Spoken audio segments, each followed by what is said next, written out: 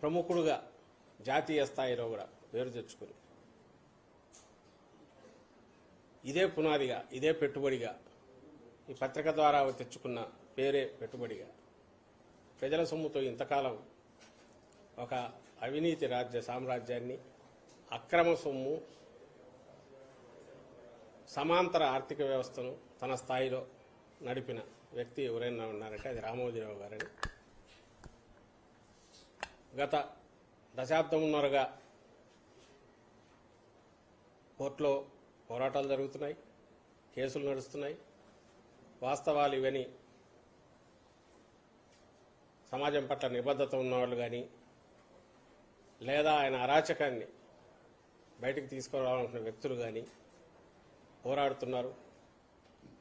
ఉండవల్లి అరుణ్ కుమార్ లాంటి వారు దాదాపు 15-20 ఏళ్లుగా ఇదే దీని మీద పోరాడుతున్నారు. వాటన్నిటి కల్మినేషన్ నిన్నటి సుప్రీంకోర్టు డైరెక్షన్ ద్వారా మనం చూస్తున్నాం. దాంట్లో దాని ఇంపార్టెన్స్ ఎందుకు అంతగా ఉందంటే, అంతగా మన హౌస్ హోల్డ్ అంటే మన ఇంట్లో ఒక పేరులాగా రామోజీరావు గారు కానీ, ఆయన నడుపుతున్న వ్యవస్థలు కానీ మన రాష్ట్రంలో, ఉభయ తెలుగు రాష్ట్రాల్లోనూ, ఇంకా కొంతవరకు పక్క కర్ణాటక కానీ అక్కడ కూడా కనపడుతుంది. ముఖ్యంగా ఉభయ తెలుగు రాష్ట్రాల్లో, ఉమ్మడి ఆంధ్రప్రదేశ్ ఉన్నప్పటి నుంచి. దానికి కారణం మార్గదర్శి అనే పేరే ఒక ఇంటి పేరులాగా తయారైపోయింది. ఆ తర్వాత ఈనాడు గ్రూప్ సంస్థలు వచ్చాక అవి శాసించడం, రాజకీయాలను కూడా శాసించడం మొదలుపెట్టడం ఎన్టీ రామారావు గారి ప్రవేశం తర్వాత, రాజకీయ ప్రవేశము, ఆయన ముఖ్యమంత్రి కావడం. దాని తర్వాత మొత్తం అధికారాన్ని తెర వెనక నుండి నడిపించడం కానీ, లేకపోతే తమకు నచ్చని వాళ్ళు ఉంటే వాళ్ళను దించేంత వరకు, ఎక్కడికైనా పోయేంత వరకు ఓ పత్రికను, మీడియాను అడ్డం పెట్టుకుని ఆయన చేస్తున్న ఆగడాలు అవి చూస్తూనే ఉన్నాం. ఇంతగా ఎందుకు చెప్తున్నామంటే, నిన్న ఎందుకు హిస్టారికల్ ఇదవుతుందంటే, ఇదంతా కూడా ఒక అబద్ధం మీద, ఒక మోసం మీద, ఒక అన్యాయం మీద, ఒక దుర్మార్గం మీద నిర్మించబడిన వ్యవస్థ ఇన్నాళ్ళు. అది ఇప్పుడు బయటికి రాబోతోంది. మొన్న ఇచ్చిన మళ్ళీ మొత్తం ఓపెన్ చేసి కేసును తెలంగాణ హైకోర్టు, సుప్రీంకోర్టు ఏదైతే ఇచ్చిందో, దీనివల్ల ఏం జరగబోతోందంటే, ఈ అక్రమాలన్నిటికీ మూలమైన మార్గదర్శి ఫైనాన్షియర్స్ అంటే బ్లాక్ మనీని వైట్ చేయడం దగ్గర నుంచి, అసలు వేల కోట్ల రూపాయలు దాని నుంచి వచ్చిన వాటిని తీసి రామోజీరావు గారు తన సామ్రాజ్యాన్ని విస్తరించడం దగ్గర నుంచి, అలాగే దీని వెనక ముందు ఉన్న మార్గదర్శి చిట్ ఫండ్, దాంట్లో ప్రజల నమ్మకాన్ని ఆసరా చేసుకుని వాళ్ల డబ్బులన్నీ తెచ్చి వాటితో తన వ్యాపారాలు చేసుకోవడం కానీ, తన రాజకీయం నడపడం కానీ ఇవన్నీ చేయడం దగ్గర నుంచి అవన్నీ కూడా రేపు వెలుగులోకి రాబోతున్నాయి. ఈయన చేసింది ఈరోజు నిన్న మొన్న బయటకు రేపు మళ్ళీ రాబోతుంది అంటే, మార్గదర్శి ఫైనాన్షియర్స్ అనే దానికి ఒక రూపమే లేకపోవడం అనేది అన్నిటికంటే పెద్ద, అందరూ ఆశ్చర్యపోవాల్సిన, దిగ్భ్రాంతి చెందే విషయం. రోజు పొద్దున లేస్తే నీతులు చెప్పే రామోజీరావు గారి ఆ మార్గదర్శి ఫైనాన్షియర్స్ మనకు తెలుస్తుంది కాబట్టి, అది ఒక ప్రొప్రైటరీనా కాదు, ఒక పార్ట్నర్షిప్పా తెలియదు, ప్రైవేట్ లిమిటెడ్ కాదు, ఏదీ లేని మార్గదర్శి చిట్ ఫండ్ కంపెనీలో ఒక దాంట్లో పెట్టుకుని ఫైనాన్షియర్స్ అనే పేరు పెట్టుకుని ఆయనే దాని హెచ్యుఎఫ్ దీనిగా కర్తగా, ఆయనే ప్రొప్రైటర్గా, ఒక్కోసారి చైర్మన్గా అవతారాలు ఎత్తు ఆయన నడుపుతూ వచ్చిన దాంట్లో అసలు జరిగింది ఏంటంటే, ప్రజల సొమ్మంతా తీసుకొచ్చేసి అన్ని ఆర్బీఐ రూల్స్కు విరుద్ధంగా తన దగ్గర పెట్టుకోవడం, దాన్ని తన వ్యాపారం విస్తరించడానికి వాడుకోవడం. దీనికి మూలం ఎక్కడి నుంచి వచ్చింది? తన తొలి అడుగు వేసిన ఈ మధ్యనే అది కూడా బయటకు వచ్చింది. జీజే రెడ్డి అనే ఒక పెద్ద మనిషి అప్పట్లో ఎర్లీ 60s, ఇది 61లో అంటే దానికి ముందు అనుకుంటా, ఢిల్లీలో ఆయన అప్పట్లో పలుకుబడి వెళ్ళిన వ్యక్తి. ఈయనకు ఉద్యోగం ఇస్తే అక్కడి నుంచి ఆయన సహాయంతో, ఆయన షేర్లు ఉన్నాయి, దాని మీద అతని కొడుకు కూడా కేసు నడుపుతున్నట్టు రామోజీరావు గారి మీద, ఆయన సపోర్ట్తో వచ్చి మార్గదర్శి చిట్ ఫండ్ పెట్టి ఇంకా అక్కడి నుంచి పెరుగుతూ వచ్చింది. అంటే ఆ రోజు ఎవరి సపోర్టుతో అయితే జీజే రెడ్డి అనే వ్యక్తి సపోర్ట్తో పెట్టాడో వాళ్ళను కూడా తర్వాత రిజెక్ట్ చేశాడు. వాళ్ళ కొడుకులు వస్తే కూడా వాళ్ళని బెదిరించాడు. వాళ్ళు ఇప్పుడు కేసు నడుపుతున్నారు.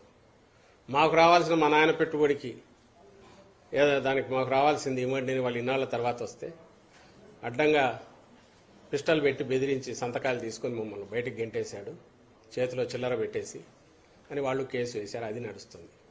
అంటే అక్కడ పునాది దగ్గర నుంచి అక్రమం, దాని తర్వాత ప్రజలకు సంబంధించినంత వరకు మోసం, చట్టాలకు సంబంధించి మొత్తం ఉల్లంఘన, ఏ చట్టం ఫాలో కాలేదు, ఓ రూపము ఏమీ లేని ఒక కంపెనీలు అనేవి పెట్టి కేవలం మీడియా ముసుగులో ఇంతకాలం రామోజీరావు గారు ఆడుతున్న నాటకం ఏదుందో అది పూర్తి బహుశా ఈ స్కామ్ తెర వెనక ఉండి రాజకీయాలు నడుపుతూ సమాజం మీద గ్రిప్ తెచ్చుకొని ఢిల్లీ వరకు పరపతి పెంచుకొని అదంతా కూడా ఒక గాలిబుడగా ఒక బెలూన్ లాంటిది ప్రజల సొమ్ము ఇచ్చేసుకుని అన్యాయంగా దారుణంగా అక్రమంగా ఎంత పెరిగాడనేది సమీప భవిష్యత్తులో ఈ తీర్పు వల్ల రేపు తెలంగాణ హైకోర్టు టేకప్ చేసి ఒక్కసారి ఓపెన్ చేసి డిపాజిట్లు ఎక్కడెక్కడ ఎవరెవరు పెట్టారు, ఎవరెవరికి వెనక్కి ఇచ్చినవి ఏంటివి, అసలు ఆ డబ్బు రూపంలో క్యాష్ రూపంలో ఎట్లా చేశారు, ఇవన్నీ కూడా బయటికి రాబోతున్నాయి.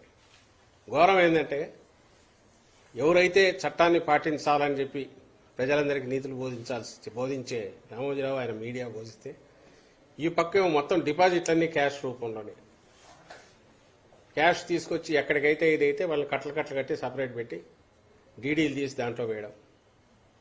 బ్లాక్ మనీ ఎంత వైట్ చేశారో తెలియదు, ఎవరెవరు చేశారో తెలియదు, ఖాతాదారుల పేర్లు ఉండవు. ఇవన్నీ ఇప్పుడు రాజశేఖర రెడ్డి గారు ఉన్నప్పుడు బయటకు వచ్చాయి. రాజశేఖర రెడ్డి గారు ఉన్నప్పుడు బయటకు వచ్చి దురదృష్టవశాత్తు ఆయన చనిపోవడంతో కేసు మళ్ళీ పక్కకు పోవడం, ఆ ఫైల్స్ అన్నీ అలాగే పడిపోవడం, ఆ తర్వాత వరుసగా వచ్చిన ప్రభుత్వాలు ఏదో నిర్లిప్తంగా ఉండడము, ఈయన పలుకుబడి చూసి ఈయనతో గొడవ ఎందుకని, తర్వాత చంద్రబాబు నాయుడు అయితే తన మనిషి వచ్చాడు కాబట్టి 14-19 పట్టించుకోకపోవడం, 18లో కోర్టు డివైడ్ అయ్యి హైకోర్టు రెండు రాష్ట్రాలకు పోయే లాస్ట్ డే రజని అనే ఒక జడ్జి, ఆమె సింగిల్ జడ్జి, ఆమెతో మొత్తం కొట్టేయించుకొని బయటపడడం. చిత్రం ఏంటంటే అది కూడా ఇప్పుడు తప్పు చేశారని అంటున్నారు. ఇప్పుడు పాత చూస్తే అంతకుముందే డివిజన్ బెంచ్ ఈయన అప్పీల్ను పాస్ చేస్తే దాని మీద అది దాచిపెట్టి సింగిల్ జడ్జి దగ్గరికి పోయి ఈ ఆర్డర్ తెచ్చుకోవడం. అందరూ హైకోర్టు డివైడ్ అవుతున్న హడావుడిలో ఉన్నప్పుడు ఈ ఆర్డర్ తెచ్చేసుకొని అప్పుడు బయటపడితే మళ్ళీ తర్వాత ఉండవల్లి అరుణ్ కుమార్ గారు సుప్రీంకోర్టుకు పోవడము, తర్వాత స్టేట్ గవర్నమెంట్ ఇంప్లీడ్ కావడం, ఇవన్నీ మీరు వార్తలు కూడా చూసి ఉంటారు. ఇంతగా పొద్దున లేస్తే ఏదో నిత్యం ఉషోదయంతో సత్యం నినదించుగాకని ఒక నినాదం పెట్టుకొని రాష్ట్రం మొత్తానికి ఒక నైతిక సూత్రాలను బోధిస్తా ప్రపంచంలో అతిపెద్ద దీనికి సంబంధించి ఏమంటారు అన్ని ధర్మాలు పాటించే వ్యక్తిగా సంస్థలుగా చెప్పే ఆ గ్రూపు సంస్థలు ఏ పునాదుల మీద ఉన్నాయని తెలిస్తే ఎంతవరకు దీని లోతులు ఉన్నాయని చూస్తుంటే భయమేస్తుంది, ఆందోళన కలుగుతుంది. మన వ్యవస్థనే ఇంత ఇదిగా ఓ డొల్లరాగా తయారైందా ఇలాంటి వాటి వల్ల అని అనిపిస్తుంది. వాళ్ళు ఇచ్చే ఇన్ఫ్లుయెన్స్ కేవలం ఎవరైనా ఆర్థిక ఉగ్రవాదులు లేక ఇంకొకరు పరారీలో పోయిన వాళ్ళు ఉన్నారు, లేకుంటే మాఫియా డాన్లు ఉన్నారు. వాడు చట్టానికి దూరంగా ఉండి అక్రమాలు చేయడం వేరు, అక్కడ ఎదగడం వేరు. మాఫియా డాన్లు కానీ ఇంకోరు కానీ ఇక్కడ ఉంటే ఈ చట్టాలనే వాడుకొని వీటిలో లొసుగులనే వాడుకొని సమాజంలో పరపతిని పెంచుకొని దాని మీదనే ఒక పెద్ద ఆకాశహర్మాన్ని నిర్మించడం, ప్రపంచంలోనే అతిపెద్ద నైతిక రుజువర్తన కలిగిన మహాప్రవక్తల్లాగా వీళ్ళు బయటికి రావడం, అక్కడి నుంచి రాజకీయాలు కూడా శాసించేంత వరకు పోవడం, ఇదే ఆందోళన కలిగించే విషయం. అలాంటి ఒక క్లాసిక్ కేసు ఏది అని అంటే ఈరోజు రామోజీరావు, ఈనాడు గ్రూపు అండ్ మార్గదర్శి గ్రూపు సంస్థలు, వీటి భాగవతం అంతా దీంట్లో బయటపడుతుంది. అంటే ఫ్యూచర్లో మన చట్టాలు చేసుకున్నా ఎంత జాగ్రత్తగా ఉండాలి, లేదా ఇలాంటి వాటికి అవకాశాలు ఎట్టున్నాయనేది మొత్తం తెలిపే క్లాసిక్ కేసు అవుతుంది ఇది, హిస్టారికల్ దీనికి సంబంధించి. అందువల్ల దీని సిగ్నిఫికెన్స్ ఇంతగా ఉంది. వచ్చే రోజుల్లో ఇవన్నీ బయటకు వస్తాయి, కంప్లీట్ బయటకు ఖచ్చితంగా వస్తాయి. ఇవి బయటికి తీస్తున్న కొద్దీ ఆయన ఎంత రెచ్చిపోతున్నాడో ఆయన పత్రికలోనే కనపడుతుంది. ఎంతగా వాంతి చేసుకుంటున్నాడో, ఎంతగా పైత్యం ఎక్కువైపోయిందో. ఈరోజు జగన్మోహన్ రెడ్డి గారి మీద కానీ ఇంకోటి బహిరంగ కోర్టులోనే మొన్న మాకు ప్రభుత్వం వ్యతిరేకంగా ఉందన్నారట. అంటే సుప్రీంకోర్టు ఆయన జడ్జీలు అన్నారట, మీరు ప్రభుత్వానికి వ్యతిరేకంగా ఉన్నారు కదా అని. నువ్వు ఏ రోజున నిష్పక్షపాతంగా ఉన్నావా? రామోజీరావు ఏ రోజున నిష్పక్షపాతంగా ఉన్నాడు? ఈ రోజు మీ మీడియా వాళ్ళు అడిగే క్వశ్చన్లన్నీ అదిగో అక్కడ వస్తున్నవి. చంద్రబాబు నాయుడుకు వాళ్ళు ఇచ్చే ఉప్పు, వాళ్ళు మాట్లాడేవి అవన్నీ తెచ్చి ఆ పత్రికల ముద్ర వేస్తే అవి తీసుకొచ్చేసి అవే బయట తిరుగుతుంటే వాటినే మాకు క్వశ్చన్లు వేస్తున్నారు. అంటే ఒక రాజకీయాలను శాసించడమే కాదు, ఈరోజు చంద్రబాబు నాయుడు గారిని అర్జెంటుగా గద్దె మీద కూర్చోబెట్టాలా అనే దాంతో ఆయన ఎంతవరకు పోతున్నాడు రామోజీరావు గారు ఈనాడులో అనేది మీరు చూస్తూనే ఉన్నారు అందరూ. నిన్నటికి నిన్న కూడా ఎక్కడైనా ఈ వార్త కనపడిందా? ఇంత పెద్ద వార్త, దానికి కూడా మళ్ళీ ధైర్యం లేదు. నిజంగా నిష్పాక్షికంగా కాదు, మామూలుగా ఉండే పేపర్ అయినా సరే పొద్దున్న లేస్తే ఈనాడు రీడర్ చూసినా కూడా ఇంకో దగ్గర ఎక్కడో చోట తెలుస్తుందిగా, ఇదిగో మేము మాట్లాడిన ద్వారా తెలుస్తుంది మార్గదర్శి కేసు ఏదో పెద్దది వచ్చిందని. వాళ్ళు అనుకోనన్నా అనుకుంటారు, ఏంటి రామోజీరావు వార్త ఇయ్యలేదు అనుకుంటారని. ఆ చిన్నపాటి ఇదైనా వచ్చి చిన్న వార్తన్నా వేస్తున్నట్టు ఎక్కడా వేయలే. తాము ఏదైతే అబద్ధాలు అనుకున్నాడో అవే బ్యానర్ల కింద వేస్తున్నారు, వాటినే మొత్తం తెచ్చేసి రుద్దుతున్నారు. ఈరోజు ఈ ఎన్నికలను కూడా, ఇప్పుడు 24 ఎన్నికలను కూడా ఇన్ఫ్లుయెన్స్ చేసి శాసించాలని ట్రై చేస్తున్నాడు. కానీ జనం అన్నీ గమనిస్తున్నారు. మా అదృష్టం ఏంటంటే సరైన సమయానికి ఆల్రెడీ ఇక్కడ సిఐడి టేకప్ చేసి ఏదైతే మార్గదర్శి చిట్ ఫండ్స్ భాగవతం అంతా బయటకు వచ్చిందో, ఎంత అక్రమంగా జరుగుతున్నాయో చిట్లు నడిచే వ్యవహారం కానీ, ఆ ఎంటైర్ ప్రాసెస్సే ప్రజలను డబ్బు వేయించడమే తప్ప దాని నుంచి డబ్బులు డైవర్ట్ చేసి ఎట్లా చేస్తున్నాడు అనేది, ఇవన్నీ ఎట్లా బయటకు వస్తున్నాయో చూస్తే గగ్గోలు పెట్టారు. ఇదంతా రాజకీయంగా మా మీద కోపంతో చేస్తున్నారు జగన్మోహన్ రెడ్డి గారని, రామోజీరావు కానీ ఆయన పత్రికలు కానీ. కానీ ఆఖరికి ఏమి ఇదవుతోంది? సుప్రీంకోర్టు కూడా ఈరోజు ఇచ్చిన డైరెక్షన్తో ఈయన లోపం పూర్తి రామోజీరావులో ఉంది, ఆయన వ్యవస్థల్లో ఉంది. ఆ రోజు రాజశేఖర రెడ్డి గారు ఏదన్నా చేసినా దాన్ని బయటికి లాగాలని ఈరోజు జగన్మోహన్ రెడ్డి గారు చేస్తున్నా ఇవన్నీ కూడా కరెక్ట్ చేయాలని. ఒక సిస్టమ్ అంటే వ్యవస్థ ప్రజలకు నమ్మకం పెంచే రకంగా ఉండాలి, ప్రజాస్వామ్యాన్ని రక్షించే రకంగా ఉండాలి, మన చట్టాలను గౌరవించేలాగా ఉండాలి, ప్రజలు కూడా చట్టాల మీద గౌరవం పెరిగేలాగా వీటి నిర్మాణం జరగాలని అనుకుంటూ ఆ వాస్తవాలు బయటికి రావాలని జరుగుతున్న తాపత్రయం తప్ప ఇది వ్యక్తుల మీద కోపం కాదు. ఆ దీంతోనే మార్గదర్శి చిట్ ఫండ్స్ మీద పోయినా, Chandrababu Naidu skill development scam అయినా బయటికి తీసుకొస్తున్నాం అనే వాస్తవం ఈరోజు ఇది కూడా బయటికి రావడం ద్వారా ప్రజల్లోకి బాగా పోతుందని మేము భావిస్తున్నాం. చంద్రబాబు గారు తాము అధికారంలోకి వస్తే వాలంటీర్లకు 10,000 రూపాయలు ఇస్తాం ప్రతి నెల అని ఒక వాగ్దానం చేశారు. చంద్రబాబు నాయుడు రోజుకొకసారి మారుస్తూ చెప్తున్నవి ఏదైతే ఉన్నాయో, ఇంక్లూడింగ్ దీంతో సహా, ఇది దేన్ని ప్రూవ్ చేస్తుందంటే ఈయన నిజంగానే అబద్దాలు ఆడుతున్నాడు అని ప్రూవ్ చేస్తుంది. ఓటు కోసం నెల రోజుల్లో జరిగే ఎన్నికల్లో 4 ఓట్లు ఎట్లొస్తాయి, అబద్ధ హామీలు ఇచ్చి ఎట్లా భ్రమలో జనాన్ని పెట్టచ్చు, జనాన్ని నమ్మకం భ్రమలో పెట్టచ్చు అనే నమ్మకం మీదనే ఈరోజు ఆయన ఇలాంటి మాటలు మాట్లాడుతున్నాడు అనేది అది రుజువు అవుతుంది. నిజంగానే వాలంటీర్ల వ్యవస్థ మీద తనకు నమ్మకం ఉంటే మరి ఇన్నాళ్ళు అన్న మాటల సంగతి ఏంటి? ఎప్పుడూ ఎందుకు, మొన్నటికి మొన్న ఈ వాలంటీర్లు ఇన్ఫ్లుయెన్స్ చేస్తారు పెన్షనర్లకు, కాబట్టి వాళ్ళతో ఇప్పించడం, తన మనిషి ద్వారా డోర్ టు డోర్ స్టెప్ దగ్గర పెన్షన్లు ఇవ్వనివ్వద్దు అని చెప్పి తన మనిషి నిమ్మగడ్డ రమేష్ ద్వారా ఈసీకి లెటర్లు పెట్టించడం దగ్గర నుంచి అక్కడ మొదలైన.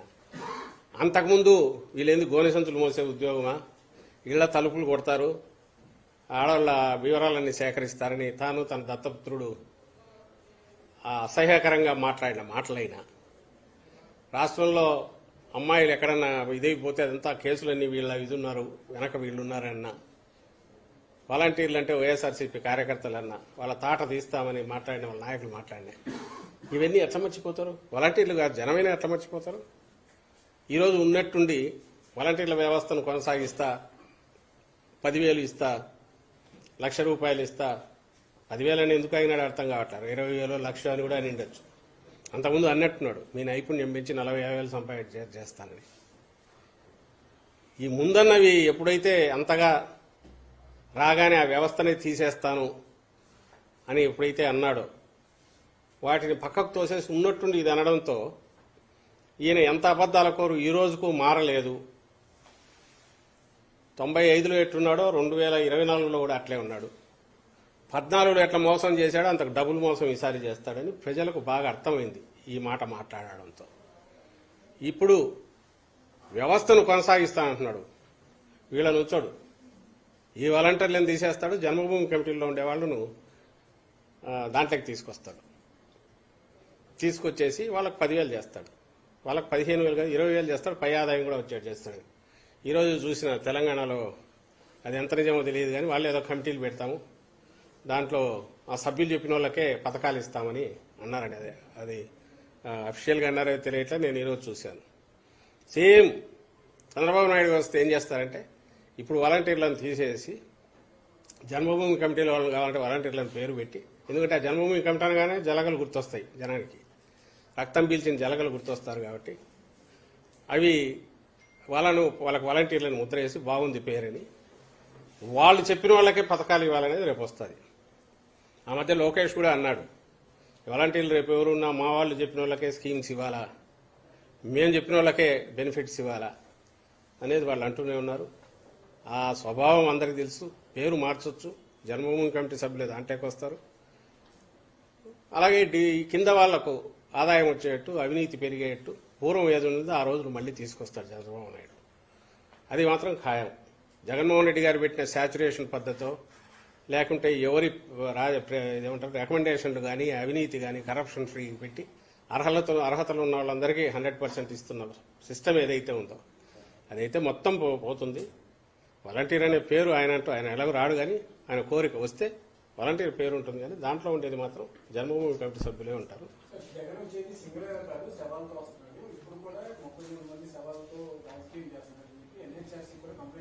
అదే ఎంత దారుణం చూడండి. 3 పార్టీలు పెట్టారండి, నేను చూశాను.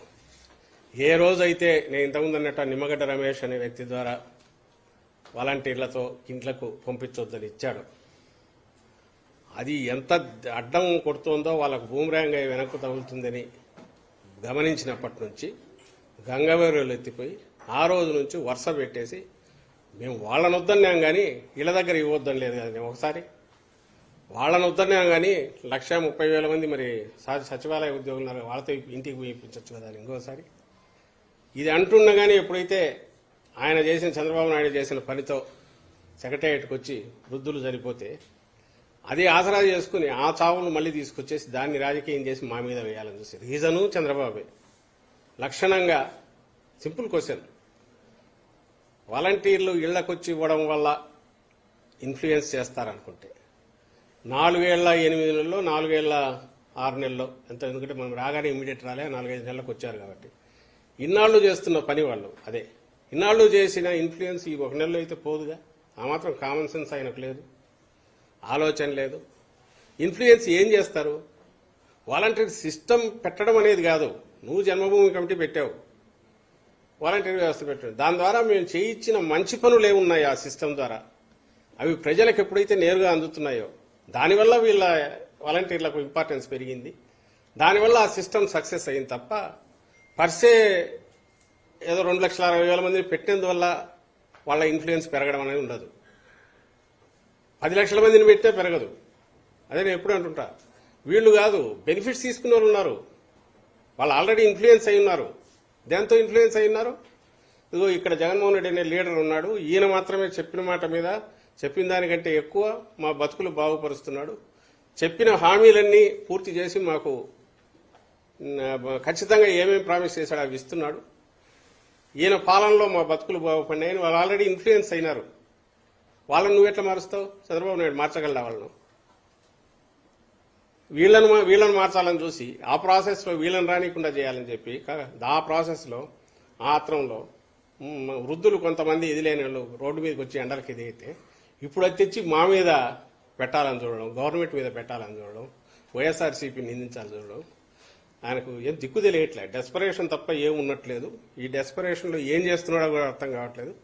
4 రోజులు వరుస పెట్టి మనం ముగ్గురం కలిసి రాస్తా అంటే జనం నమ్ముతారు. జగనే ఇది చేశాడు, జగనే ఇది చేశాడు, జగనే ఇది చేశాడంటే జనం నమ్ముతారు అనే భ్రమలో కొట్టుకుంటున్నట్టున్నాడు. అందుకే వరుస పెట్టి ఈసీకి రాశారు, సిఎస్కి రాశారు, అండ్ ఇప్పుడు ఎన్హెచ్ఆర్సీకి రాశారు. బహుశా యూఎన్ఓ కూడా రాస్తారేమో ముగ్గురు కలిసి రేపు ఎల్లుండో.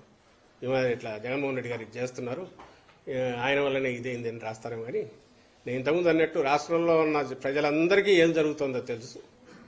ఏమైనా బయటపడితే చంద్రబాబు నాయుడు డెస్పరేషనే దీంట్లో బయటపడుతుంది.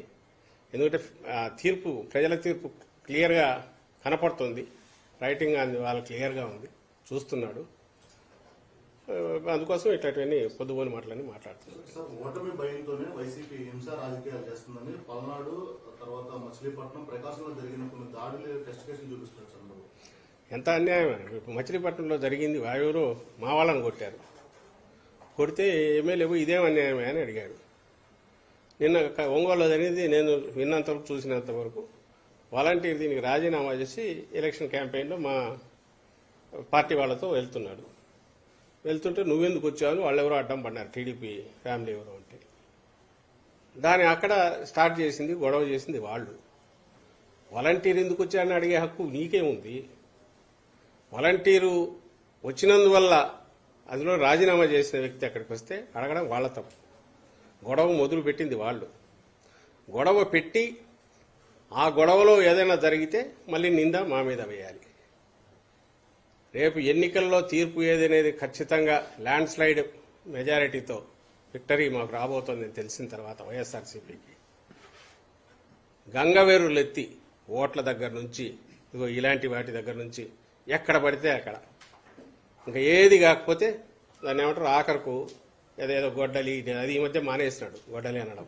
బహుశా బీజేపీ వాళ్ళు అన్నట్టున్నారు, ఎందుకంటే ఆ షర్మిలమ్మ కాంగ్రెస్ తరఫున నిలబడింది, నువ్వు ఆమెను ప్రమోట్ చేస్తున్నావు అన్నట్టున్నారు. అది కొంచెం వెనక్కు తగ్గినట్టు కనపడుతున్నాడు, తెర వెనక నుంచి సపోర్ట్ ఇస్తూ. లేదా ఓట్లు ఏమైనా ఎక్కువ దిగులుతాయని భయపడుతున్నాడు.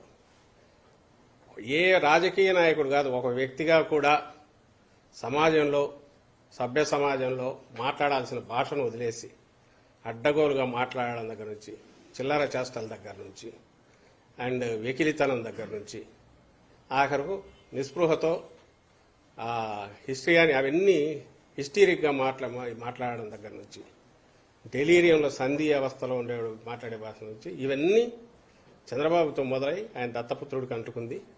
ఇప్పుడు ఆమె పురంధేశ్వరు కూడా నిన్ననే ముగ్గురు ఎక్కినట్టున్నారు ఒకే స్టేజ్, వాళ్లకు మొదలైంది. నాకు తెలియక ఇప్పుడు ఇంత దీంట్లో ఈ మొత్తం ప్రాసెస్లో ఇది ఏదైతే జరుగుతుందో, రేపు తీర్పుకు సాకుల కోసం ఈరోజు వెతుకుతున్నారు. ఆ సాకులు ఏవి ఉంటే అది చూపిస్తున్నారు. ఈసీ వచ్చాక నేను మీడియాకు రిక్వెస్ట్ చేస్తున్నా, కేసులకు సంబంధించి మా వాళ్ళ మీద ఎన్ని కేసులు పెట్టారో చూడండి, అక్కడ ఎన్ని కేసులు పెట్టారో చూడండి. బహుశా జగన్మోహన్ రెడ్డి గారు ఎప్పుడైతే ఎన్నికల కోడ్ వచ్చినప్పటి నుంచి తాను ఎంత డిస్టెన్స్ మెయింటైన్ చేస్తున్నాడో, ఇక్కడ కూడా మళ్ళీ కంపేర్ చేసుకోవాలి చంద్రబాబు నాయుడు. నేను లాస్ట్ టైం ప్రెస్ కాన్ఫరెన్స్లో చూపించాను, 19 ఎన్నికలప్పుడు ఆయన ఎట్లా బిహేవ్ చేశాడు. కోడ్ వచ్చాక సీఈఓ దగ్గరికి వెళ్ళి హడావుడి చేసి టెర్రరైజ్ చేసే ప్రయత్నం ఎట్లా చేశాడు చంద్రబాబు నాయుడు, ఆ రోజు చూశారు. ఈరోజు జగన్మోహన్ రెడ్డి గారు ఎప్పుడైతే కోడ్ వచ్చినప్పుడు తను డిస్టెన్స్ జరిగారు. అధికార యంత్రాంగం సిఎస్ గారి ఆధ్వర్యంలో, డీజీ గారి ఆధ్వర్యంలో ఆ వ్యవస్థలు ఎట్లా నడవాలని అవి నడుస్తున్నాయి. దానికి ఏదైనా ప్రూఫ్ కావాలంటే మీరే చూస్తే, మాకు నోటీసు వస్తున్న వాళ్ళే రోజు మళ్ళీ పెడుతున్నారు. జగన్మోహన్ రెడ్డి గారికి నోటీసు, ఇంకోరికి నోటీసు, వాళ్లకు వైఎస్ఆర్సీపీ నాయకులకు నోటీసులు అని పెడుతున్నారు. అలాగే కేసులు బుక్ అవుతున్నాయి మా వాళ్ళ మీద. ఎక్కడ అఫీషియల్స్ ఎవరిని స్పేర్ చేయట్లా. ఎట్లా సాధ్యమైందంటే నిష్పాక్షికంగా ఉన్నాం కాబట్టి, నిష్పాక్షికంగా ఉండాలనే ఆలోచన ఉంది కాబట్టి, ఎలాగూ హ్యాండ్స్ డౌన్ నిష్పాక్షికంగా ఎన్నికలు జరిగితే నేను ఇంతకుముందు అన్నట్టు ల్యాండ్ స్లైడ్ విక్టరీ వైఎస్ఆర్సీపీది. మేమెందుకు వర్రీ అవుతాం? వాళ్ళు వర్రీ అవుతున్నారు. వర్రీ ఇదిగో ఇవన్నీ తీసుకొస్తున్నాం, వాడే కొడతాడు, కొట్టించుకుంటాడు ఆ ప్రాసెస్లో. అది తీసుకొచ్చేసి ఆ ఈనాడులో పెద్ద చేస్తారు, జ్యోతిలో పెద్ద చేస్తారు. ఇదిగో ఇక్కడ ఈ ఘోరం జరిగిపోయింది అంటారు. కేసులో అంతా చేస్తే ఎవరంటే ఇనిషియేట్ చేసి గొడవ చేసి వాళ్ళు చేస్తారు. సో నిన్న కూడా అంతే, ఇవి 4 ఇన్సిడెంట్లు కలపడము, అది జనరలైజ్ చేసి హింస పెరిగిపోయింది అని అన్నాడు. ప్రజలు అన్నీ గమనిస్తున్నారు, వీటిని ఏమీ లెక్కలెక్కేసుకోవట్లే. మీ ఆగింతం కానీ, మీ చంద్రబాబు నాయుడు ఆగింతం కానీ, ఆయన అరాచకం కానీ, ఆయన మాటలు అన్నీ కూడా రెచ్చగొట్టే మాటలు కానీ, ఇవన్నీ కూడా డెస్పరేషన్ నుంచి వస్తున్నవి అనేది ప్రజలకు కూడా బాగా తెలుసు. సోషల్ మీడియాలో ఒకటి వైరల్ చేస్తున్నారంటే అభ్యర్థులు మార్చేస్తారని, అంటే ఇది కేవలం ఒక కన్ఫ్యూజన్ క్రియేట్ చేయడానికి అనుకోవచ్చా? అంతే, వేరే ఏముంది? నాకు తెలియక అడుగుతా. దాదాపు మా ఎక్సర్సైజు నాకు గుర్తుని 3-4 నెలల నుంచి మొదలైంది. క్యాండిడేట్స్ ఫైనలైజేషన్ దగ్గర నుంచి చేసుకునే కూల్గా చేస్తూ వస్తున్నారు జగన్మోహన్ రెడ్డి గారు. దానికి ముందు 2 ఏళ్ల ముందు నుంచే గడప గడప ద్వారా వాళ్లను జనానికి ఎక్కువ పరిచయం చేయడం, ఆ ప్రాసెస్లో క్యాండిడేట్స్ ఎట్లా ఉన్నారో, తట్టుకున్నారా లేదా, ప్రజల్లో ఎంత ఆదరణ వచ్చింది చూసుకుంటున్నారో ఒక సైంటిఫిక్ పద్ధతిలో చేసుకుంటూ వస్తున్నాం. టికెట్ కూడా ఫైనలైజ్ చేసుకుంటూ వచ్చాం దశలుగా. ఆ ప్రాసెస్లో చాలా మందికి నచ్చజెప్పి వాళ్ళని ఇంకో రకంగా చూసుకుంటామని పార్టీ బాధ్యతలు ఇచ్చాం. అతి తక్కువ దీంతో ఇంతమంది అభ్యర్థులను మార్చి ఇంత ఒక రెస్పాన్సిబుల్గా కూల్గా ప్రజాస్వామ్యంలో ఎన్నికలకు ఎట్లా పోవాలనో అంత పకడ్బందీగా పోతున్న పార్టీ వైఎస్ఆర్ కాంగ్రెస్ పార్టీ. మా దగ్గర రోజు రోజుకు ఎందుకు మారుస్తారు? అందులో ఒక పార్టీ మా నాయకుడు నిర్ణయించుకుంటాడు.